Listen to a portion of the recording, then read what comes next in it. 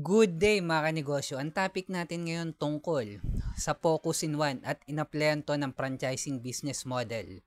Lugaw Queen mga kanegosyo. Lugaw lang ang tinda, walang champurado, walang sopas. Lugaw lang, Focus in One. Eto kung nagsisimula ka palang magnegosyo, tapusin mo tong video ko, sigurado marami kang matututunan. Ito yung mga hindi ko alam nung nagsisimula pa lang ako magnegosyo. Kung may negosyo ka naman na, malamang isa to sa dahilan kung bakit mahina ang benta mo or kung bakit nalulugi ka. Ako nga pala si Jepoy, isang negosyante. Isa rin akong DJ. Kung kailangan nyo ng DJ sa club, sa bar, sa event, message lang kayo dito sa page ko or comment lang kayo.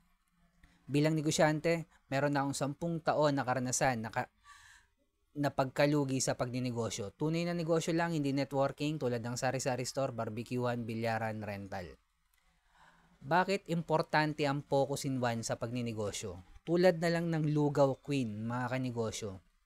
At pina-franchise niya to. Dun lalo lumaki yung kita ng may-ari ng Lugaw Queen. Kwento ko lang mga kanegosyo. Way back nung pandemic, halos lahat ng negosyo na malapit sa school, halos nalugi.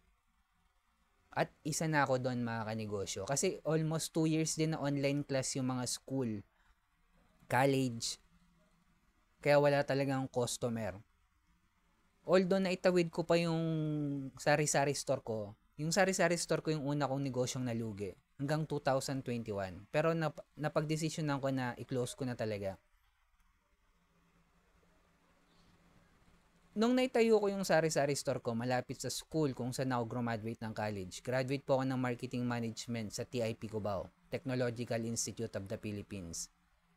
Hindi ko pa alam yung mga Focus in One, hindi ko pa alam yung mga market ng mayaman, hindi ko pa alam na kailangan i-scale up yung negosyo natin sa level 2 business model tulad ng ginawa ng Lugaw Queen. Isa lang sa mga to pinaliwanag ko na rin yung mga to sa mga previous na video ko. Franchising, distribution, manpower, software, licensing, platform business model. Mga kanegosyo, sa sari-sari store, hindi ikaw yung may-ari ng produkto. Habang buhay ka lang reseller doon at hindi ikaw may-ari ng brand. Hindi ikaw yung gumawa ng recipe tulad ng Lugaw Queen, hindi ikaw yung nagluto, hindi ikaw yung nagtahi ng damit, hindi ikaw yung gumawa ng salamin, hindi ikaw yung nag-compose ng kanta. Kumbaga reseller ka lang sa sari-sari store.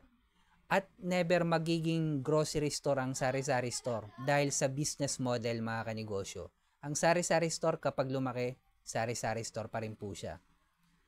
Bakit importante ang Focus in One sa pagdinegosyo? Mga kanegosyo, kung naka-focus in one ka, hindi ka mahirap ma-identify ng customer mo kung ano ba yung binibenta mo. Lahat ng marketing mo patungkol lang sa lugaw. Lahat ng post mo sa social media, lahat patungkol lang sa lugaw. So every time na makakaisip yung tao na kumain ng lugaw, kahit once a week lang na customer, basta repeat customer yan So sa isang buwan may apat na beses siyang kakain sa'yo. Kahit 2 beses nga lang Napaka-importante ng repeat customer sa pagninegosyo. So every time na gusto ng customer na kumain ng lugaw, ikaw yung maiisipan niya. Kung paano kung dinagdagan mo ng champurado, dinagdagan mo ng sopas, mawawala ka sa Focus in One. Focus in One lang. At yung inventory mo ang dami. Hindi mo mamomonitor maayos yung inventory mo. Pati yung cash flow mo, yung labas at pasok ng pera, ang hirap i-monitor kapag marami kang binibenta. At yung may-ari ng Lugaw Queen, nakapokus lang sa simula. Nung kumita siya, kasi pagpapafranchise ng negosyo, kailangan ng puhunan po dyan. Nung kumita yung may-ari ng Lugaw Queen, imbis na magdagdag ng produkto, ito yung problema sa mga kumikitang negosyante.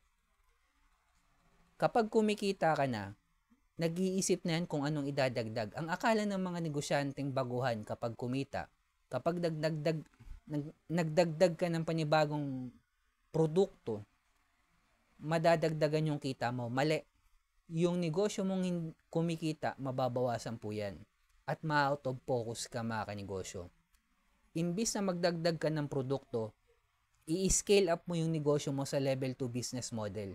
Tulad nung ginawa ng may-ari ng Lugaw Queen. In-apply niya to ng franchising business model at dun ka tunay na yayaman. At dun ka tunay nakikita. Bakit?